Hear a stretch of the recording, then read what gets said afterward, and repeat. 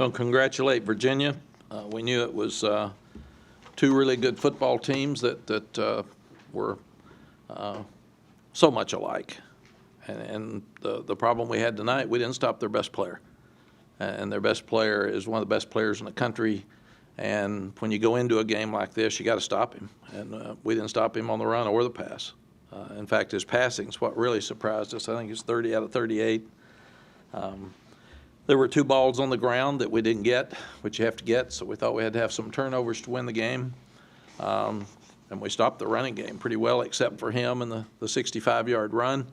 And then we had some opportunities in the red zone that we didn't finish. But we also had a 3rd and 3, I think, and a 4th and 3, and a 4th and 4, and a 4th and 4. So normally we've been converting those and didn't do that tonight. So the biggest difference in the game, other than they didn't stop us either. So I thought it would be a defensive game, and obviously it wasn't from either standpoint. But I think the biggest difference in the game is they were 5 for 5 in the red zone. We were 1 for 3. And this was going to be whoever scored the most. And just disappointed that we didn't finish it like we needed to. So kicking game really wasn't a factor for either one. Defenses both gave up a bunch of yards, a bunch of plays. So it came down to two teams that is going to be whoever had it last to score, and we just didn't score when we had it last. Questions? Why was he so successful throwing the ball? We've struggled at corner since we've had people hurt, and they're throwing those fade balls, and we haven't played them very well. So we've got to do a better job at that position. Everybody throws it out there. I mean, and with the quarterback run like he was, you couldn't play zone and try to help the corners because you couldn't stop him in the running game. So if you're going to stop him in the running game, we felt like we didn't stop the quarterback run at Virginia Tech. We didn't stop the quarterback run at Wake Forest, so we had to stop the quarterback run tonight. And other than the 65-yard run, which is a big other than, we did a good job of containing him in the running game, and he had not been as good a thrower as he was runner, so we felt like that we had to make him throw the ball to win the game, and he did.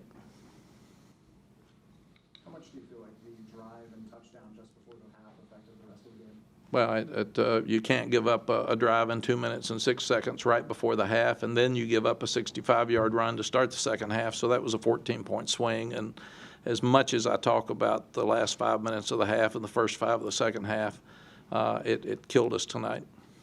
How do you feel your guys who returned from injury played? They're not going to play very good when you're out for 3 weeks and you're not really sure, and you don't have you can't have contact with them in practice because you've got to wait till they get out there. So I think they'll play much better when they get to Pittsburgh.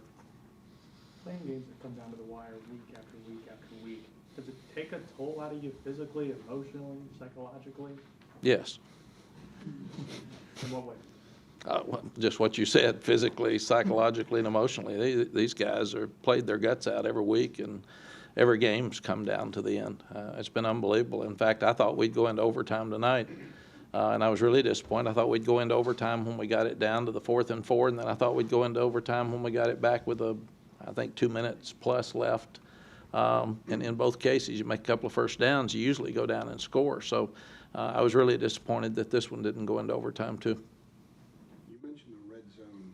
The 2 of the misses were on 4th down plays. What went into the decision-making with the first one that you guys went for? When we weren't stopping them, I knew we were going to have to score touchdowns instead of field goals. And if we'd have kicked 2 field goals, we'd have gotten beat 38-37. All we just said is a close game. So we need to score touchdowns. Howell had 15 completions for 353 yards and 4 touchdowns. If you always saw the completions, you think not much. So how does that? Is there any science to that, match that? Just kind of what they were giving you today with big plays? No, I think when we're good on offense, we've been really good, and they had trouble covering Diami, 6 catches for over 200, 300, whatever it was, a bunch of yards. So Sam played really well, no turnovers. So we just didn't stop them. How impressed were you with Diami and his ability to get open and come away with those catches? He's obviously had some issues on drops. Yeah, we've really worked with him on his focus and thought he did a much better job tonight. Had you guys win the overtime with Javonte, do you know if Javonte would have? I don't. I wouldn't think so. I didn't think he would have come back in. In fact, I told him he had one where he was on the safety one-on-one. He ran right into the safety. Normally, he makes that cut and scores. I told him to make sure he was well enough to go back in there because we had two other backs before the time he got hurt. So I haven't. Nobody said anything about it at the end. So I don't know what the extent of the injury is. So you would have gone for overtime there, not for two, if had you scored? It would have depended on how much time was left, but I would think you're at home, you're scoring, they're scoring. Unlike Clemson being a whole lot better than you were as a team, I think I would have kicked the extra point and gone to overtime. And we had momentum because we had just scored. Y'all good? Thank you, Coach. Thank you all.